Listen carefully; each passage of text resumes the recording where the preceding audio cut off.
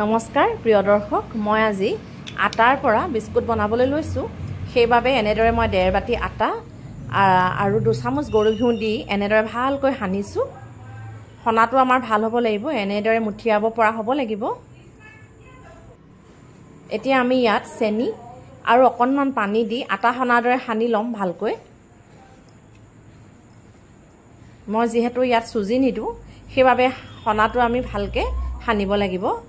যাতে ঘিউ আটাৰ লগত সম্পূৰ্ণ মিহলি হৈ যায় এদৰে মই ভালদৰে হানি লৈছো এদৰে এটা ডো প্ৰস্তুত কৰি লৈছো এতিয়া আমি এখনকৈ ৰুটি বেলাৰ দৰে বেলি যাম এদৰে মই পাতলকে বেলি লৈছো এতিয়া এখন ছুৰী কটাৰীৰে মই পাতলকৈ অকিয়াই গৈছো আৰু এটা সৰু ষ্টিলৰ বাটিৰে এনেদৰে কাটি যাম আপোনালোকে যিকোনো শেপ দিব পাৰে মই গোল শেপ দিছো কিবা ঢাকন বা বাটি যি লয় লব পাৰে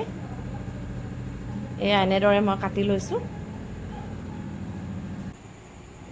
এতিয়া এখন কেৰাহীত মই তেল দি দিছো ৰিফাইন তেল ইয়াতে এতিয়া মই এনেদৰে বিস্কুটবোৰ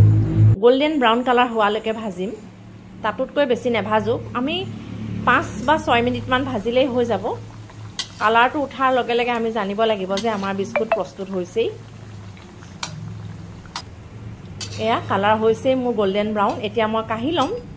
খাবলৈ খুব ভাল লাগে মচমচিয়া এনেদৰে বনাই খাবচোন আমাৰ গৃহস্থই খাই খুব ভাল পালে কেনেকুৱা লাগিলে ভিডিওটো জনাব লাইক কমেন্ট কৰিব তেন্তে আজিলৈ আহিছো বাই বাই